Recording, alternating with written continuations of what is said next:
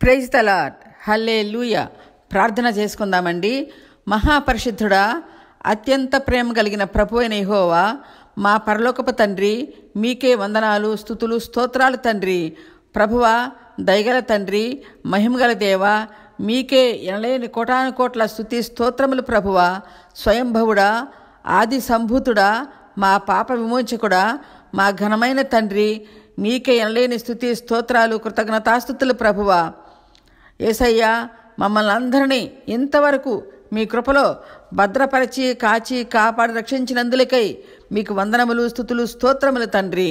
ప్రభువా, జలప్రళయంలో నీతిపరుడు, నిందారహితుడైన నోవాహును, ఆయన కుటుంబాన్ని మీరు రక్షించిన విధానం గురించి ధ్యానం చేసుకోబోతుండగా ప్రభువా, మీరే మాకు తోడయండి, ముందుకు నడిపించండి నాయన. తండ్రి దేవా, మీరు చెప్పిన రక్షణ ఓడను తయారు చేసుకుంటానికి నోవాహు కుటుంబము కూడా నోవాహుతో కలిసి ఓడ నిర్మించిన విధానం గురించి, నోవాహు తన ప్రార్థనా జీవితముతో తన కుటుంబాన్ని ఎలా రక్షించుకున్నాడు అన్ని సంగతులను మేమంతా కలిసి ధ్యానం చేయబోచుండగా ప్రభువా, మేము ధ్యానం చేయబోయే ఈ మెసేజ్ని దీవించి ఆశీర్వదించమని, వినిన వారందరికీ కూడా మీ యందు రక్షణ భాగ్యం కలిగి చేయమని యేసయ్య నామములో మీ బంగారు పాదాలు పట్టుకుని వేడుకుంటున్నాను మా పరమ తండ్రి. ఆమేన్. వాక్యములోకి వెళదామండి. పరిశుద్ధ గ్రంథములో ఎందరో స్త్రీల గురించి చెప్పబడింది, కానీ ఆ స్త్రీలందరి పేర్లు వ్రాయబడి ఉండలేదు. పేర్లు వ్రాయబడిన స్త్రీలలో గొప్పవారున్నారు, చెడ్డవారు ఉన్నారు. పేర్లు వ్రాయబడని స్త్రీలలో కూడా గొప్పవారున్నారు, చెడ్డవారు ఉన్నారండి. ఉదాహరణకు, పేర్లు వ్రాయబడిన స్త్రీలలో యెజబెలు ఉంది. అలాగే పేరు లేని చెడ్డ స్త్రీలు ఉన్నారు. ఉదాహరణకు, పేరు లేని లోతు భార్య, పేరు లేని యోబు భార్య. అలాగే పేరు లేని మంచి స్త్రీలు కూడా ఉన్నారు. వారు దావీదుకు తల్లి అయిన యెషై భార్య, నోవాహు భార్య. వీరి పేర్లు పరిశుద్ధ గ్రంథములో వ్రాయబడకపోయినా ఆనాటి యూదామత పెద్దలు వ్రాసిన యూదామత గ్రంథాలలో వారిద్దరి పేర్లు చరిత్ర ప్రకారంగా వ్రాయబడి ఉన్నాయి. దావీదుకు తల్లి యెషై భార్య పేరు నుజావేతు అని, నోవాహు భార్య పేరు నయమా లేక నామా అని చెప్పబడింది. ఈ ఇద్దరి స్త్రీలలో యెషై భార్య అయిన నుజావేతును గురించి 5 నెలల ముందుగానే మనము ధ్యానం చేశామండి.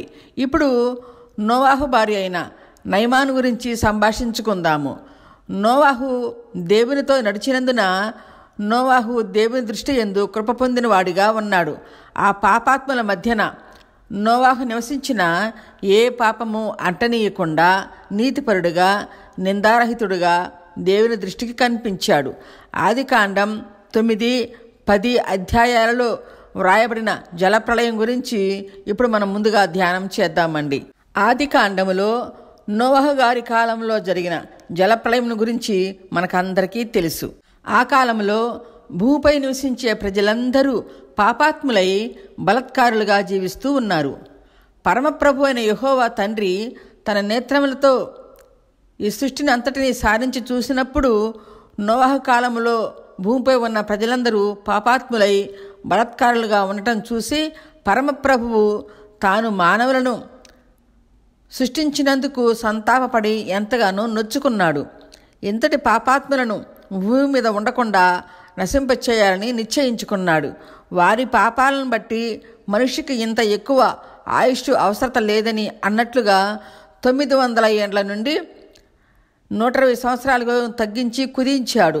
ఈ భూమిపై ఎవరన్నా నీతిపరులు ఉన్నారా అని ప్రభువు మరలా పరమ నుండి భూమిపై ఉన్న వారిని చూసినప్పుడు నోవాహు అనే నీతిపరుడు నిందారహితుడుగా ఒక్కడు కనిపించాడు.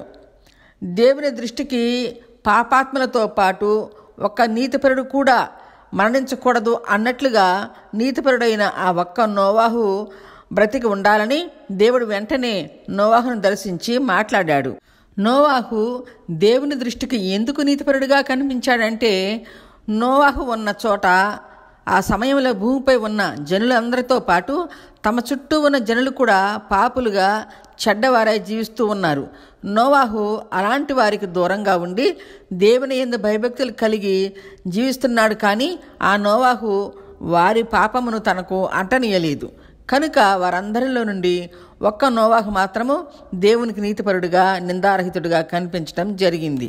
పరమ ప్రభువు నోవాహును దర్శించి నోవాహుతో మాట్లాడుతూ, నోవాహు, ఈ భూజనులందరిలో నీవు ఒక్కడివే నీతిమంతునిగా నా దృష్టికి కనిపించావు. కనుక నీవు ఆ పాపాత్మలతో మరణించకుండా నీ కొరకు ఒక ఓడ సిద్ధపరచుకో. నేను ఈ భూమిపై జలప్రళయము రప్పించి మానవులతో పాటు సమస్త ప్రాణులను కూడా నిర్మూలం చేయదలిచాను. నీ నీతిని బట్టి నీ కుటుంబమును కూడా రక్షింపదలిచాను. కాబట్టి చితిసారక మ్రానుతో నీవు ఓడను తయారు చేసుకో అని పరమప్రభు నోవాహుతో చెప్పాడు. దేవుడైన యెహోవా తండ్రి పాపాత్ములైన మానవులను నిర్మూలం చేసినట్లుగా సమస్త జీవరాశులను ఎందుకు నిర్మూలించాడు అని మనకు అనిపిస్తుంది. దేవుడు ఎందుకు అలాగా నిర్మూలించాడంటే, తరువాత కాలంలో అవన్నీ అభివృద్ధి పొంది మనుషులపై వాటి ప్రభావమును చూపి మానవులకు ఇబ్బంది పెడతాయని అలాగా వాటిని కూడా నిర్మూలించాడు. అలాగే జలప్రళయం తరువాత దేవుడు నోవాహును దర్శించి అలాంటి వాటన్నిటి మీద అధికారం ఇచ్చాడు. సృష్టికర్త అయిన ప్రభు అయిన యెహోవా దేవుడు ఆయన సృష్టించిన మానవులకు అన్నింటిపైన అధికారంతో పాటు మానవుల యొక్క భయము బెదురు సమస్త జంతువులపై ఉండాలి, కానీ వాటి భయము బెదురు మానవులపై ఉండకూడదు అని దేవునికి ఇష్టమై ఉంది. కాబట్టి సమస్తమును నిర్మూలించాడు. జలప్రళయం గురించి ప్రభు అయిన యెహోవా చెప్పిన మాటలను నోవాహు శ్రద్ధగా విన్నాడు, కానీ ఎదురు ప్రశ్నించలేదు. ఎలాగంటే ఆదాము నుండి నోవాహు కాలం వరకు భూమి మీద వర్షము పడలేదు. భూమిలో నుండి వచ్చే ఆవిరి వలన ఎవలు అలాంటి చిరుధాన్యాలు పండేవి, వాటినే వారు ఆహారంగా తినేవారు. అలాగే ఆదాము నుండి నోవాహు కాలం వరకు కూడా మాంసం తిన్నట్లుగా మనకు వాక్యములో కనిపించదు. దేవుడు మానవులు ఏమి తినాలో, సమస్త జంతువులు జీవరాశులు ఏమి తినాలనేది సృష్టి ఆరంభంలోనే వాక్యములో వ్రాసి ఉంచాడు. అలాగే జరుగుతూ వచ్చింది. ఆదికాండం 1వ అధ్యాయం 29-30 వరకు మనం చూసినట్లయితే, ఇదిగో భూమి మీదనున్న విత్తనములిచ్చు ప్రతి చెట్టును ఫలములు గల ప్రతి వృక్షమును మీకు ఆహారముగా ఇచ్చి ఉన్నాను అని దేవుడు మానవులకు బలముతో కూడిన సమృద్ధి గల విత్తనాలు అంటే జీడిపప్పు, బాదం పప్పు, పిస్తా, ఖర్జూరము, ద్రాక్ష అనే అనేక రకాల విత్తనాలు ఫలాలను వారికి ఆహారంగా ఇచ్చాడు. కానీ మాంసము చేపలు తినండి అని అక్కడ వ్రాయబడి ఉండలేదు. అలాగే ఆదికాండం 1వ అధ్యాయం 30లో మనం చూసినట్లయితే, భూమి మీద నుండి సమస్త జంతువులన్నింటికీ, ఆకాశ పక్షులకు, భూమి మీద ప్రాకు సమస్త జీవులకు పచ్చని మొక్కలు చెట్లు అన్నీ కూడా ఆహారం అవుతాయి అని ఆజ్ఞాపించాడు. దేవుడు చెప్పిన విధంగానే అప్పట్లో ఉన్న మానవులు, సమస్త జంతువులు, క్రూర మృగాలైనా అప్పట్లో అవి కూడా దేవుడు చెప్పిన విధంగానే గడ్డి మొక్కలు చెట్లాకులనే తిన్నాయి. కాబట్టి ఆ కాలంలో ఏ పంట సాగుబడి లేనందున వర్షముతో పని లేకపోయింది. భూమి నుండి వచ్చే ఆవిరితోనే చిరుధాన్యాలు పండేవి. కనుక ఆదికాండం 2వ అధ్యాయం 6లో ఉన్నట్లుగా భూమిపై వర్షం పడటం అంటే ఏమిటో అప్పటి ప్రజలకు అస్సలు తెలియదు. జలప్రళయం అంటే అసలే తెలియదు. పరమప్రభువు నోవాహుతో చెప్పినప్పుడు అబ్రహాములాగా ఏమీ ప్రశ్నించకుండా యెహోవా దేవుడు చెప్పిన మాటలను నమ్మి విశ్వాసముతో ఆయన మాటలను నమ్మాడు. తయారు చేయమని చెప్పిన ఓడ కూడా సామాన్యమైనది కాదు. 3 అంతస్తులు గల గొప్ప ఓడ అది. మరి అంతటి ఓడ చేయాలంటే ఎంతటి కర్ర కావాలి, ఎంతమంది శ్రమపడాలి, ఎంత డబ్బు ఖర్చు అవుతుంది అన్న ప్రశ్న కూడా నోవాహుకు కలుగలేదు. దేవుడు చేయమన్నాడు కనుక నేను చేయాలి అని అనుకున్నాడు, కానీ నిన్ను ఒక్కడనే చేయగలనా అన్న సందేహం కూడా నోవాహుకు రాలేదంటే నోవాహుకు దేవుని యందు ఎంతటి ప్రేమ నమ్మకము కలిగి ఉన్నాడన్నది మనకు అర్థమవుతుందండి. అయితే ఒక మగవాని విజయం వెనక ఒక స్త్రీ ఉంటుంది అన్న విధంగా దేవుడు చెప్పిన మాటలు విన్న నోవాహు, నా వెనుక నా భార్య, నా కుటుంబము నాకు సహాయంగా ఉంటారు అన్న దృఢమైన విశ్వాసంతో ఉన్నాడు. ఎలాగంటే నోవాహు తన ప్రార్థనా జీవితంతో తన కుటుంబాన్ని కూడా దేవుని యందు కట్టుకున్నాడు. దేవుడు నోవాహుతో నీ కొరకు నీ కుటుంబ రక్షణ కొరకు ఓడ నేను చెప్పిన విధంగా ఓడ నిర్మించు అని చెప్పాడు. కానీ ఆ ఓడ నిర్మించాలంటే ఎంతటి కష్టతరమైనది అనేది కూడా మనం తెలుసుకుందామండి. ఆనాటి రోజులలో ఓడలు నిర్మించటం ఈనాటి రోజులలో ఓడలు నిర్మించడం ఎంతో సులువు. కానీ ఆనాటి రోజులలో ఓడ నిర్మించాలంటే చాలా కష్టమైన పని. ఎందుకంటే ఓడ నిర్మాణం సముద్రపుడినే జరుగుతుంది. కానీ ఆనాడు నోవహు నివసించిన ప్రాంతంలో నీళ్లు లేవు, ఎడారిగా ఉండేది. కనుక ఓడ నిర్మించాలంటే చాలా కష్టతరమైన పని. అది మరి నోవాహు దేవుని కృపను బట్టి చేశాడు. కానీ లేకపోతే ఎవరూ చేయలేరు. నీళ్లు లేని చోట ఓడ తయారు చేయాలంటే ఎంత కష్టమని నోవాహుకు తెలుసో తెలియదో మనకు తెలియదు. కానీ దేవుని మాట చొప్పుననే ముందుకు సాగిపోయాడు. కానీ ఈ ఓడ నిర్మాణం ఎలా కొనసాగించగలను అని ఏనాడు అనుకోలేదు. ఎందుకు అనుకోలేదంటే నా కుటుంబము నాకు సహకరిస్తుంది అన్న ఆత్మధైర్యము కలిగి ఉన్నాడు. నోవాహు అనుకున్న విధంగా ఆయన కుటుంబము సహకరించింది. నోవాహు ఓడ నిర్మాణ పనిలో ఎక్కువ పాత్ర నోవాహు భార్యది. ఆమె ప్రధాన పాత్ర. నోవాహుతో పాటుగా ఆ ఓడలో నోవాహు చేసే ఓడ నిర్మాణ పనిలో ప్రధాన పాత్ర నోవాహు భార్యది అని మనకు అనిపిస్తుందండి. ఎలాగంటే నోవాహు దేవుడు దర్శించిన తరువాత నోవాహు దేవుడు తనకు చెప్పిన మాటలను మొదటగా తన భార్యకు తప్పక చెప్పి ఉంటాడండి. ఆమె దేవుడు తన భర్తకు చెప్పిన మాటలను నమ్మి భర్తకు సహకరించింది. కానీ ఊరుకోవయ్యా, ఆకాశం నుండి వర్షం రావటం ఏంటి, అసలు వర్షం అంటే ఏంటి, భూమి మీద జలప్రళయం రావటం ఏంటి అని ఆమె విమర్శించలేదు. కానీ శారా అబ్రహాము మాట విని ఎలా కల్దీయుల దేశం నుండి వాగ్దాన భూమికి వచ్చిందో అలాగే ఈమె కూడా భర్త చేసే ఓడ పనిలో సహకరించింది. నోవాహు భార్య తన భర్తకు దేవుడు చెప్పిన మాటలను నమ్మి హృదయంలో విశ్వసించి భర్తని వెంబడించింది. ఇంటిలో అన్ని పనులు సర్దిద్దుకొని భర్తతో పాటు అడవికి వెళ్ళి చిత్తిసారక చెట్టుని వెదకి ఓడ నిర్మాణానికి భర్తతో పాటు కర్రలు సమకూర్చటంలో సహాయపడింది. ఆమె తన భర్తకు ఓడ నిర్మాణంలో సహకరించటమే కాకుండా వారి జీవన భృతికి సమకూర్చుకుంటూ కుటుంబాన్ని పోషించుకుంటూ ఆమె కొడుకులను పెంచుకుంటూ వారిని కూడా ఓడ నిర్మాణ పనులలో తయారు చేసింది. నోవాహు భార్య అయిన నయమా గురించి చరిత్రలో ఎందుకు అంత గొప్పగా వ్రాయబడింది అంటే దేవుడైన యెహోవా చెప్పిన విధంగా పురుషుడు ఒంటరిగా ఉండటం మంచిది కాదు అని ప్రతి పురుషునికి సాటి అయిన సహాయంగా ఉండే భార్యను ఒకరు ఉండాలని తలంచాడు. అందుకనే పూర్వములో దేవుడు ఏదైనా తోటలో ఉన్న ఆదాముకు సాటి అయిన సహాయంగా అవ్వను భార్యగా ఇచ్చాడు.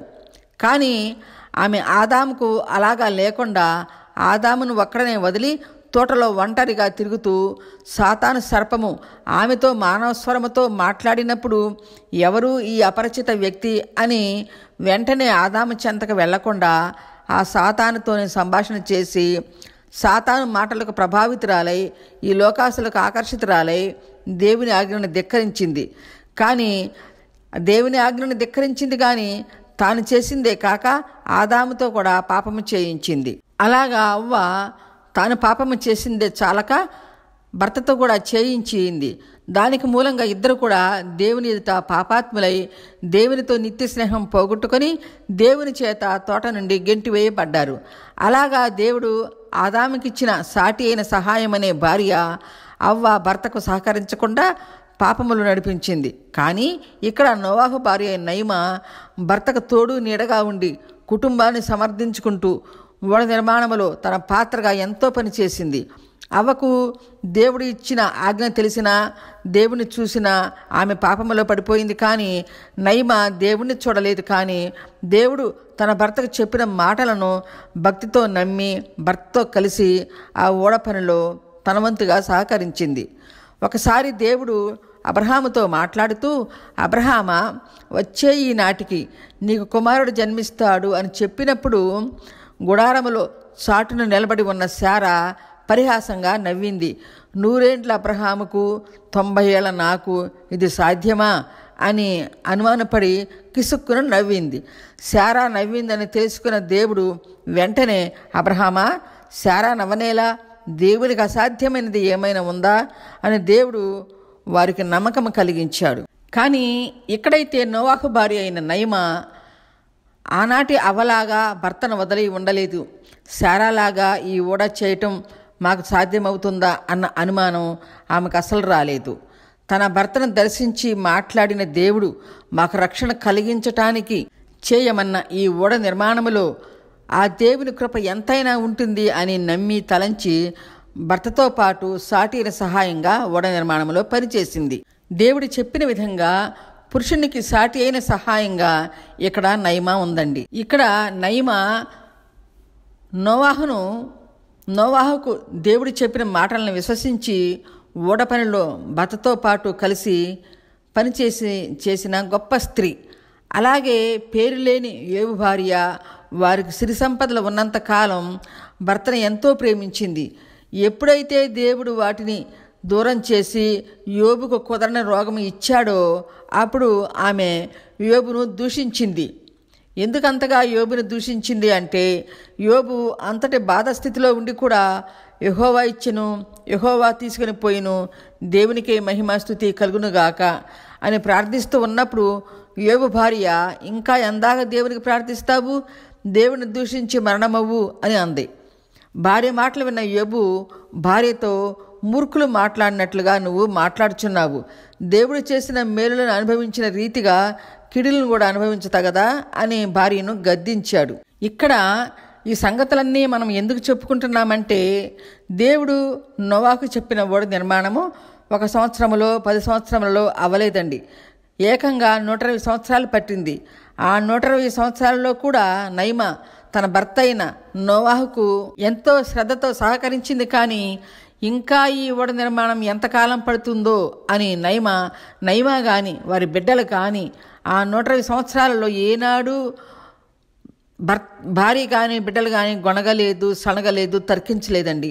ఆఖరికి అప్పటికి వారికి వచ్చిన ఆ 3 కోడండ్లు కూడా అత్తమామలను అనుసరించి పనిచేశారు. కానీ ఊరి జనమంతా వారిని ఎగతాళి చేసిన, ఆ ప్రజలంతా పాపంలో జీవిస్తున్న నోవాహు కుమారులు కూడా తండ్రిలాగా అప్పటి ప్రజలలో కలియకుండా తండ్రి చేసే పని గౌరవిస్తూ ఓడ నిర్మాణంలో తల్లిదండ్రులతో పాటు వారి భార్యలతో కలిసి పనిచేసి అంతా కలిసి 120 సంవత్సరాల్లో పూర్తి చేశారు. అయితే నోవాహు కేవలం ఓడ నిర్మాణం పనిలోనే మునిగిపోలేదండి. దేవుడు తనకు చెప్పిన జల ప్రళయం గురించి చెప్తూ, ప్రజలారా, మీ పాప భారము వలన భూమి అపవిత్రపరచబడినందున దేవుని ఉగ్రత ఈ భూమిపైకి రాబోతుంది. కనుక ఇకనైనా మీరు మారు మనస్సు పొందుకొని మీ పాపములకు ప్రాయశ్చిత్తపడి దేవునికి విధేయులై దేవుడు నాతో నిర్మించిన రక్షణ ఓడలోకి రండి, మనమంతా కలిసి దేవుని సన్నిధిలో ఉందాము అని దేవుడు ఆత్మస్వరూపంలో ఉండి నోవాహు ద్వారా ఆ ప్రజలందరికీ 120 సంవత్సరాలు బోధించినా ఏ ఒక్కరూ కూడా వినకుండా చెప్తూనే ఉన్నావు, 120 ఏండ్ల నుండి ఏది ఆ వర్షము ఇంతవరకు పడలేదే అని నోవాహును పరిహసించారు. కానీ దేవుని మాటలు ఎవ్వరూ వినలేదు, మార్పు చెందలేదండి. 120 సంవత్సరాల్లో కూడా ఒక్కరంటే ఒక్కరు కూడా మార్పు చెందలేదు. ప్రభు అయిన యెహోవా ఏ ప్రాంతంలోనైనా ఒక ఉపద్రవము రప్పించబోయే ముందు ఏదీ కూడా అకస్మాత్తుగా జరపలేదు. ఆ పాప ప్రజలు కూడా నశించిపోకుండా ఉండాలని తాను చేయబోయే ఉగ్రతను గురించి ముందుగా అక్కడి ప్రజలకు తెలియపరచాలని తన ప్రవక్తలను పంపించి ఆ ప్రజలందరికీ ఆ ఉగ్రతను గురించి ప్రకటింపచేస్తూ, ఎప్పటికైనా మీరు పశ్చాత్తాపముతో దేవుని క్షమించమని అడిగి ఆయన వైపు తిరిగితే దేవుడు ప్రతి వారిని క్షమించుటకు సిద్ధమైన మనస్సు కలిగి ఉన్నాడని దేవుడు పూర్వకాలము నుండి ఎప్పటి వరకు ప్రవక్తలతో ప్రకటింపచేస్తూనే ఉన్నాడు. దీనికి సాక్ష్యంగా ఆమోసు గ్రంథం 3వ అధ్యాయం 7-8లో ఆమోస్ ప్రవక్త గారు చెప్పిన మాటలు వింటాం. అయితే దేవుడు ఈ పాపిష్టి ప్రజలకు ఈ భూమిపై జలప్రళయం జరగబోయే ముందు, సొదొమ గొమొర్రా పట్టణాలపై అగ్ని కురిపించబోయే ముందు దేవుడు దేవదూతలను పంపించిన ఆ పాప ప్రజలు వారి మాటలు వినకుండా వారితోనే పాపము చేయదలిచినందున అగ్నితో వారు నశించిపోయారు.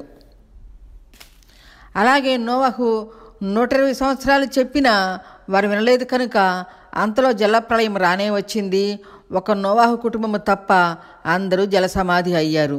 అలాగే నీతిపరుడైన ఒక లోతు తప్ప అందరూ సొదొమ గొమొర్రాలో పట్టణ ప్రజలు అగ్నికి ఆహుతయ్యారు.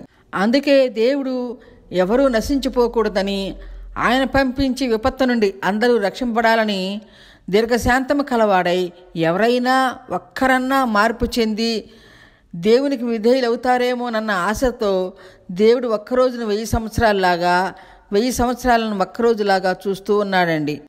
మన పట్ల ఆయనకు కలిగి ఉన్న నిరీక్షణను నిర్లక్ష్యం చేయకూడదు.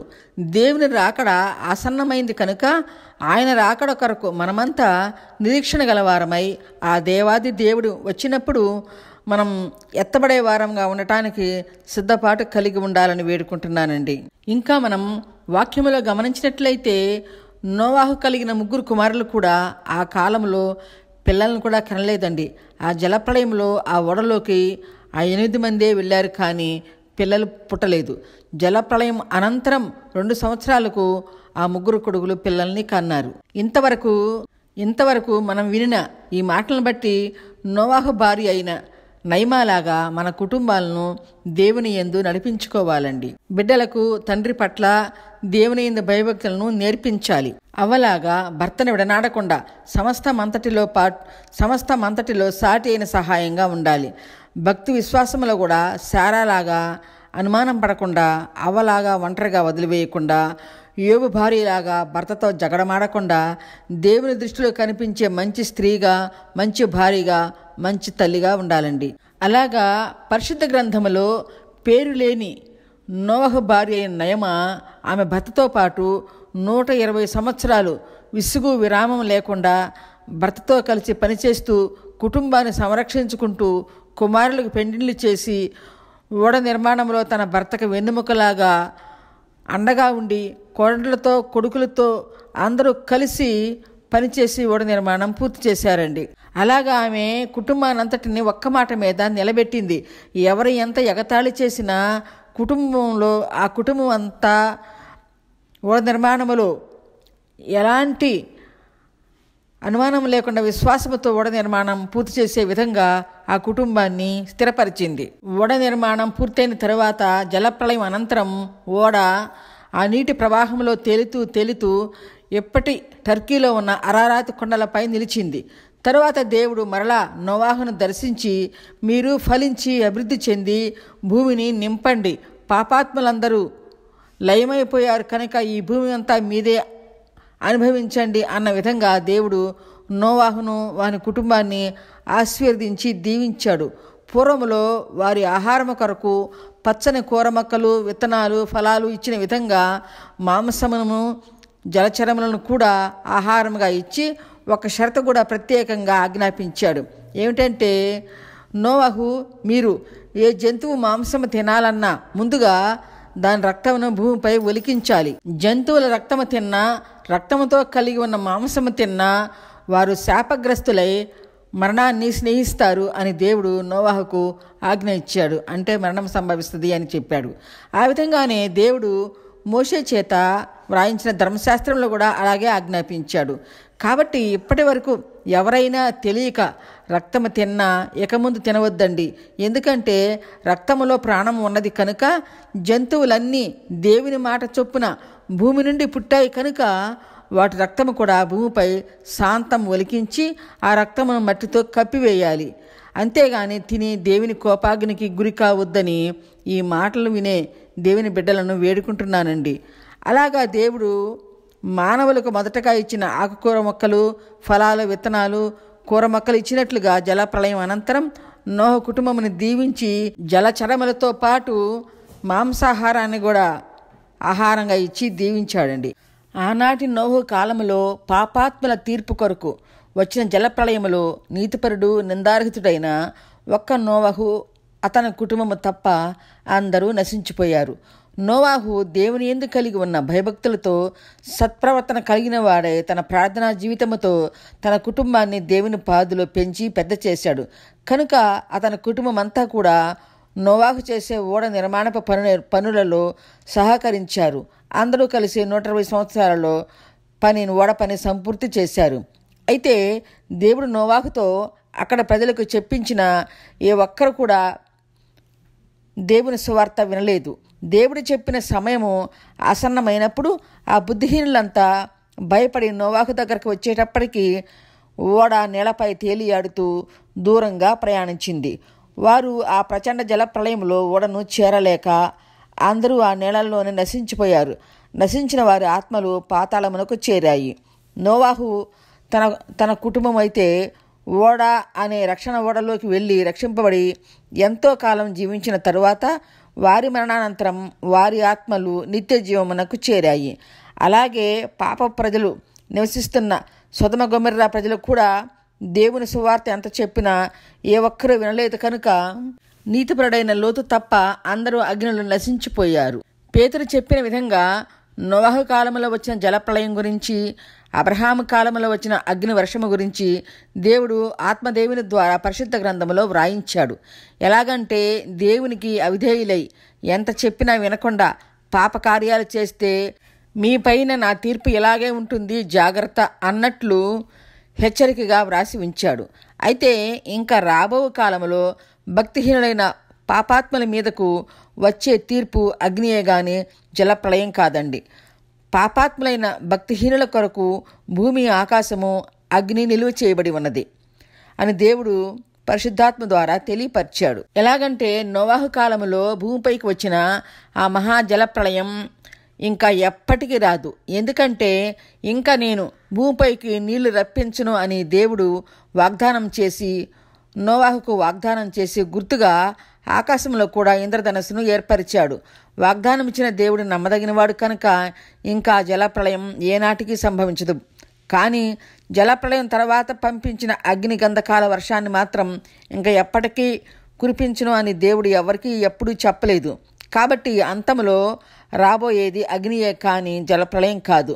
ఎలాగంటే 2 పేతురు 3:6-7 మనం చదివినట్లయితే ఇప్పుడున్న ఆకాశము భూమి భక్తిహీనుల తీర్పు దినము కొరకు అగ్ని నిలువ చేయబడి ఉన్నది అని వ్రాయబడి ఉంది కనుక ఇంకా రాబో కాలంలో భక్తిహీనులున్న దేశం మీదకి దేవుడు అగ్ని వర్షము కురిపిస్తాడు. అందుకనే యేసు ప్రభు ఆయన బోధించే కాలంలో ఈ 2 సంఘటనల గురించి ఎన్నో మార్లు తన బోధ ద్వారా ప్రజలను తెలియపరుస్తూ హెచ్చరిస్తూ ఉండేవాడు. దేవునికి విధేయులై భయభక్తులు కలిగి జీవించండి, జీవించకపోతే సొదొమ గతి మీకు పడుతుంది అన్న విధంగా యేసుక్రీస్తు మాటి మాటికి ఈ 2 విషయాలను వారికి తెలియపరుస్తూ ఉండేవాడు. కాబట్టి మనం వినిన ఈ మాటలను బట్టి మనము దేవునికి యందు విధేయులై జాగరూకులతో మనం పాపములో బతకకుండా దేవుని రాజ్యం చేరేవారముగా బ్రతుకుదామండి. హల్లెలూయా, ఆమేన్. దేవుడు తన పోలికలో, తన రూపములో, తన చేతులతో నిర్మింపబడిన మనము దేవునికి విధేయులమై నోవాహు లాంటి ప్రార్థనా జీవితం కలిగి ఆశీర్వదింపబడదామండి. మన కుటుంబములను కూడా దేవుని పాదులో పెంచి పెద్ద చేసుకొని రాబో ఉగ్రత నుండి మనము తప్పించుకుందాము. మనం ఇంతవరకు నోవాహు ప్రవక్త గారి కుటుంబమును గురించి ధ్యానం చేస్తూ ఉన్నామండి. చివరిగా నోవాహు ప్రవక్త గారి గురించి, ఆయన నిర్మించిన ఓడను గురించి కొన్ని మాటలు మనం ప్రత్యేకంగా చెప్పుకుందాము.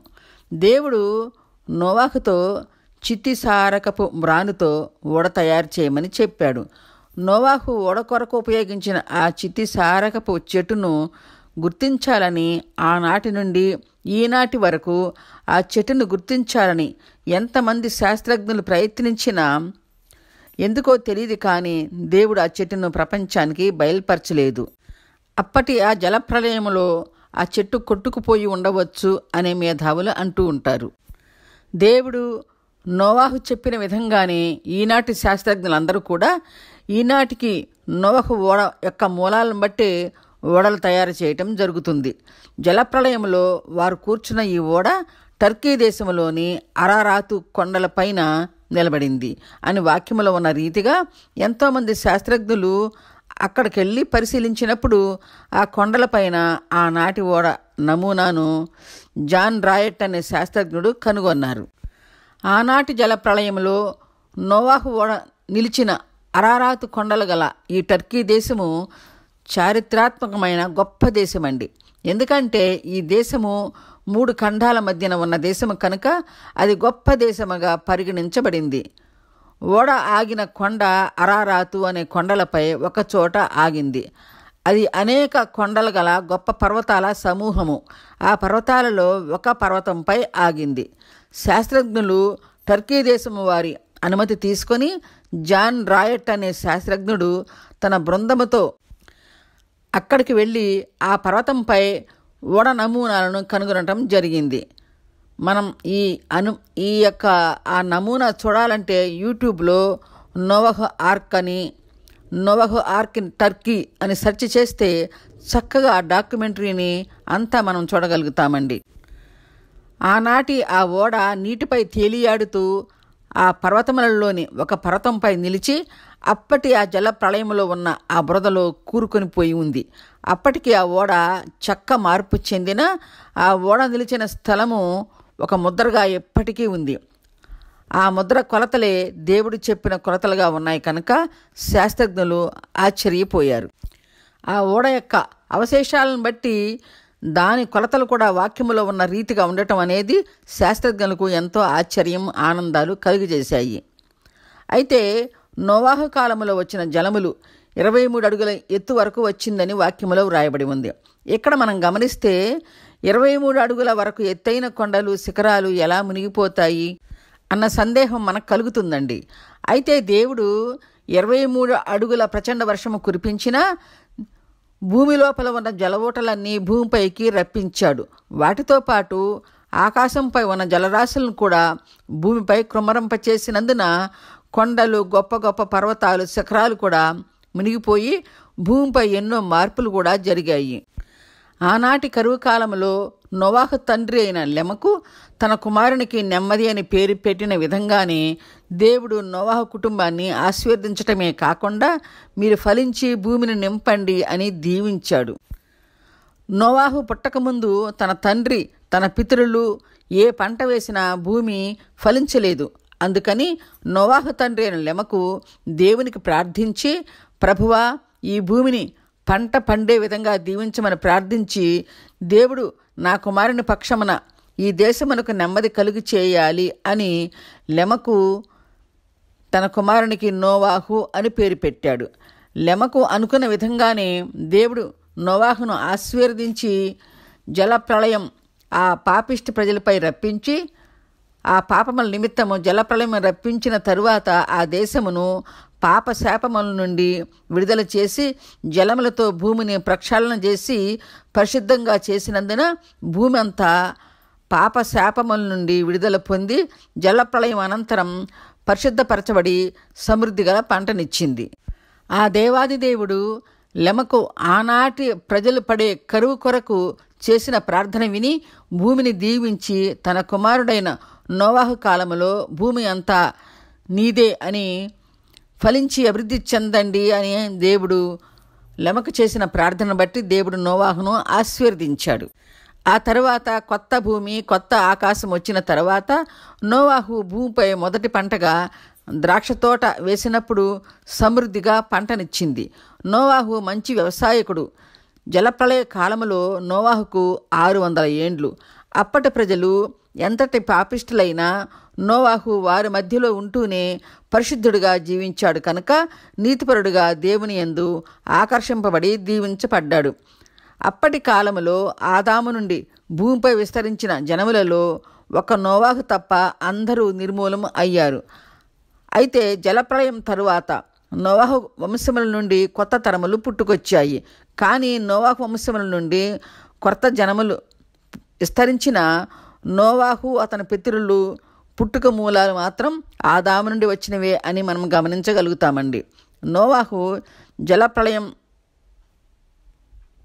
ఆగిన తరువాత 350 సంవత్సరాలు జీవించాడు.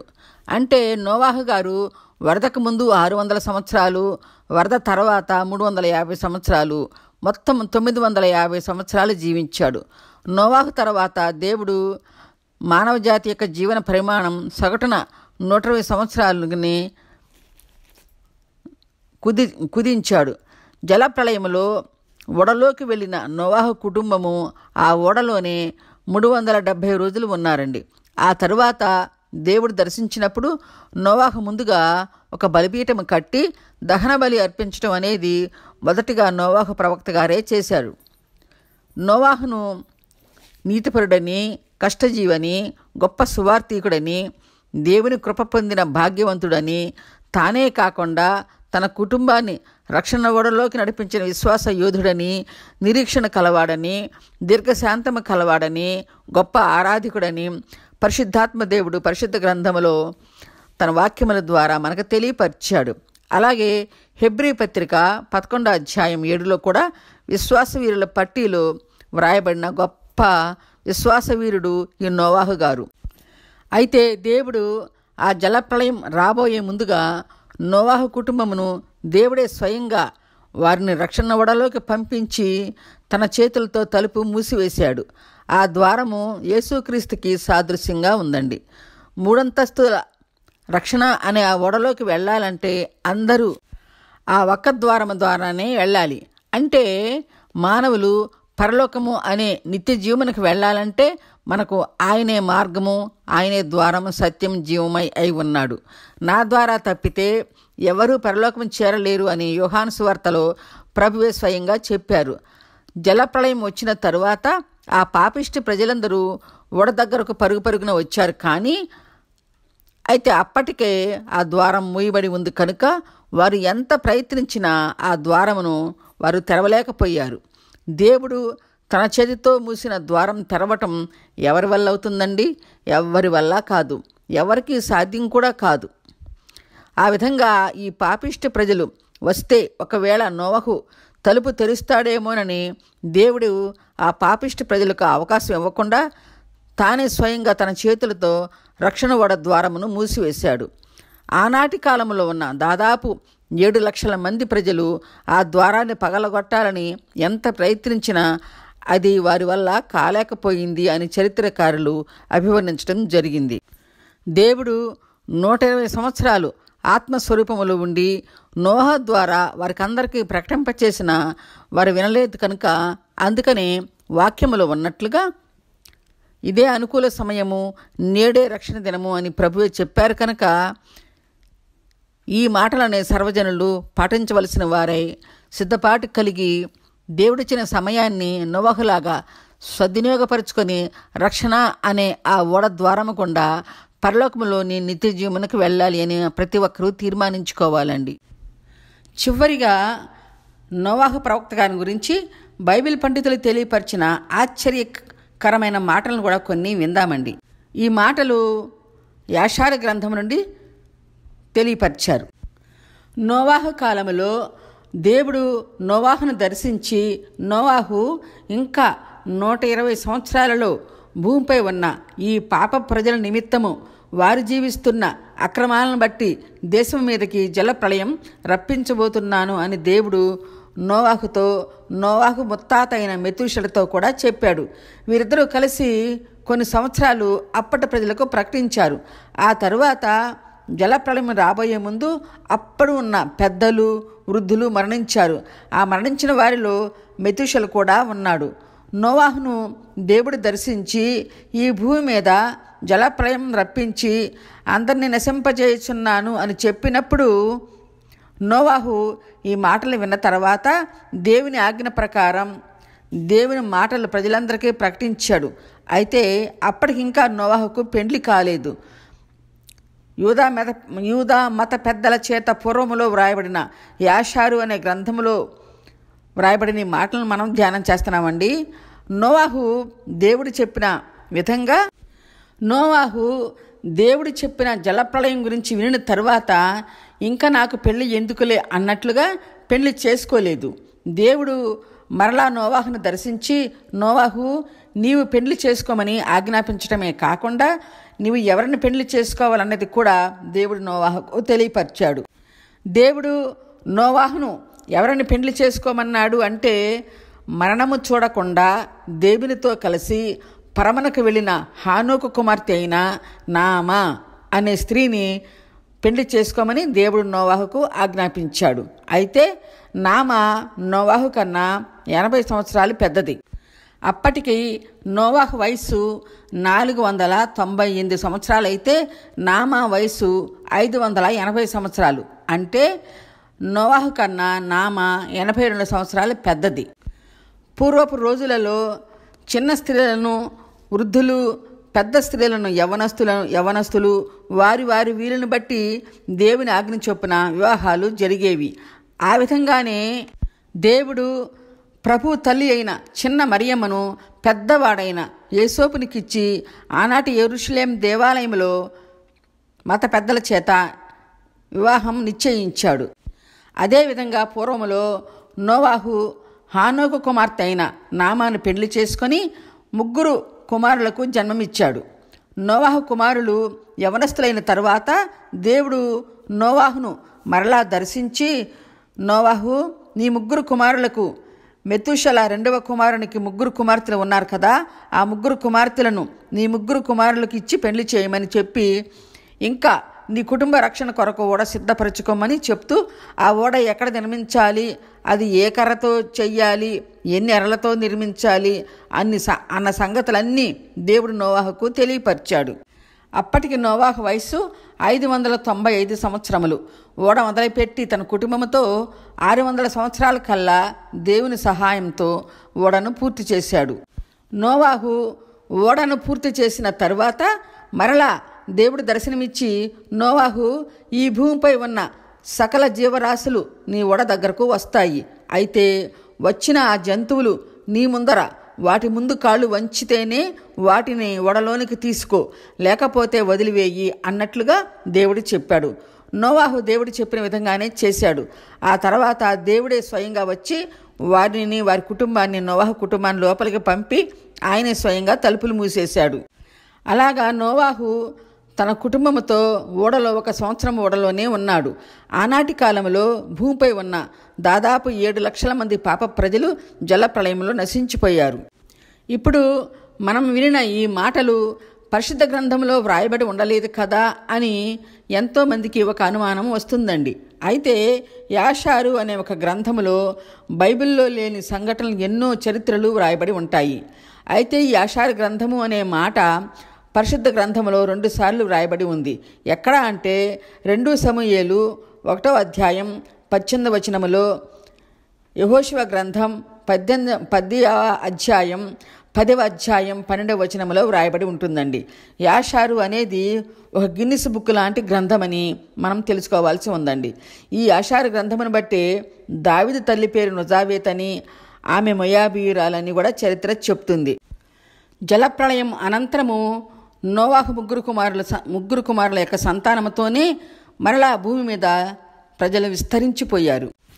మరలా ఆ జనములు పాపములో జీవిస్తూ ఉన్నప్పుడు దేవుడు తన కనుదృష్టితో చూసి ఒక నీతిగల జనాంగములను పుట్టించాలని నోవాహు పెద్ద కుమారుడైన షేము వంశము నుండి అబ్రహాముని ఎన్నుకొని కానాను దేశమునకు నడిపించాడు.